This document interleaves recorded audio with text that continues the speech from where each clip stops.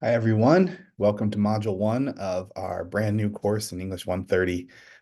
I'm so excited that you're here. I'm so excited to get started in this course.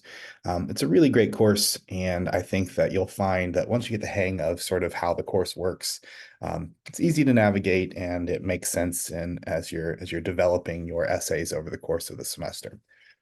So this video is strictly to show you what we're going to be doing in module 1, and to kind of anticipate some questions you might have because it is a little tricky at first. So what you're looking at is our homepage. You see my welcome here.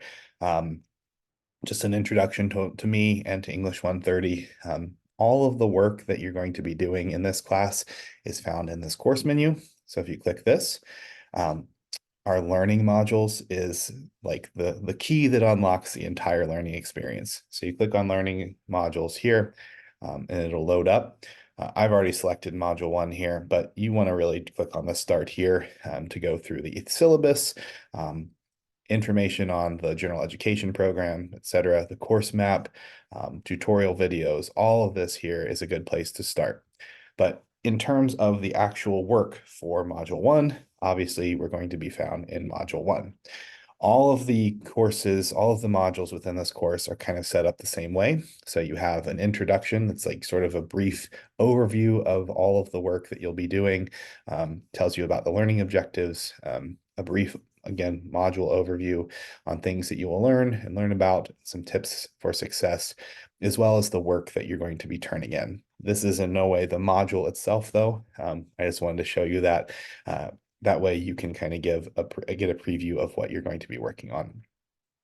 The module itself is this module 1 guide. If you click on that, and then you will proceed through the work for the week. So for instance, we have our first, let's make sure this is on the right thing. Yeah. So this is the overview. Like I said, once you click into this, into module 1, there's work on using critical reading strategies. This course employs critical reading strategies.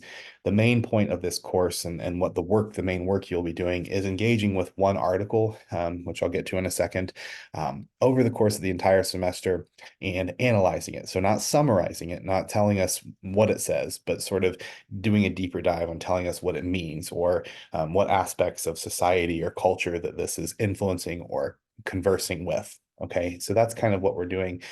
This initial module will help set up you for success on using those critical reading strategies. So make sure you read through this, especially on these 2 points, historical and cultural context, the writer's purpose, etc. All of these are concepts you will be dealing with throughout the semester. So after you've read that, click the next button. This is where you will find the readings in our online textbook through Macmillan Achieve, and there's links for chapter 1, chapter 2, and chapter 20 this week. Those are going to be very beneficial on teaching you how to read and engage with a text. Now, this is the important part. The article that you're going to use throughout this semester is one of these 3, okay? Either beat the clock, time management training can improve productivity and morale by helping employees balance work and family. So you click on that. That's one article. Take a break, another article, or the era of happy tech workers is over.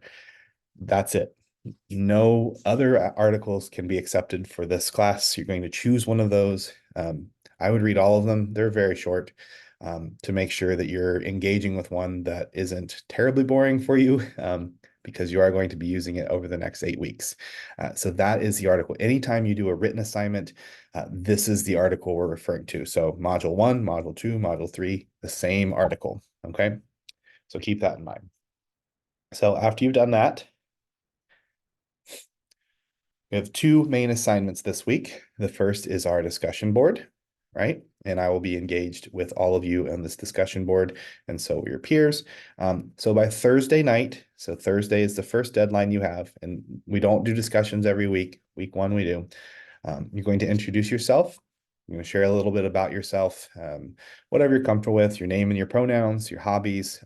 If you use a different name, please let me know. I'll do my best to remember that. It's harder in the online forum because, as long as you put the correct name on whatever name that you want to go by, you know, on your Word documents, then I'll be able to remember that. I have a lot of students, but I want to make sure that I get your name correctly because it is your name and that is what you feel comfortable going by. So make sure you do that as well. Or if you want to send me a private message, an email, if you don't feel comfortable in a public forum, you can do that as well. All right. You're going to also share some of your personal reading experiences, considering these questions. So what was a single reading experience that made a lasting impression on you, either positively or negatively? Asking about your reading habits, if you read for pleasure, etc., and also some academic reading experiences. So what do you do? What's your process, etc.? So you'll answer through these questions, and you'll do that by Thursday night, and then you'll come back and respond to two peer posts. So their initial threads, sort of answering these questions as well. So that's the first assignment. Um, uh, Check back through the week. I'll be responding as well, asking you follow-up questions.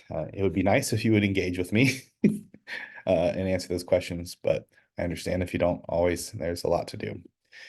So that's the first assignment. And then the second assignment is the interviewing the text. So for the specific questions or the questions or the assignment, you'll click on this, the guidelines and the rubric. And so this gives you specific directions on how to do this. You will submit this template. So you click on this template, it opens to this. You will literally fill out the answers to your specific text. Remember, it's one of those three texts that after you've done all the reading and read the article, you will literally use this sheet to turn in your assignment, making sure you put your name on it, of course. But filling out that information and then submitting it. All right. There is also an exemplar, so you can check on that. This is a student who has completed this assignment, and this is what theirs look like if you want to get an idea of it. And this is the rubric down here, so make sure you check that out. This is how I will be grading your work and giving you feedback after the fact in terms of feedback schedule. So everything, basically, if you submit everything by Sunday, I have until the next Sunday to get everything graded. I generally won't take that long, but there might be weeks where I'm a little busier than others. But keep in mind that within 1 week, within 7 days of the due date, not of when you turn it in, of the due date, which is Sunday, 7 days past that, I will have everything graded with extensive feedback. Okay. So those are the two assignments for this week. This looks ahead towards module 2. You can read that as well. But in general, those are the big things. The discussion board, again, your initial post is due by Thursday. Your peer replies, rather, the 2 peer replies, and your reading response to whichever of those 3 articles you choose, both due by Sunday night. So if you have any questions, please do not hesitate to email me. And I look forward to working with all of you. Take care.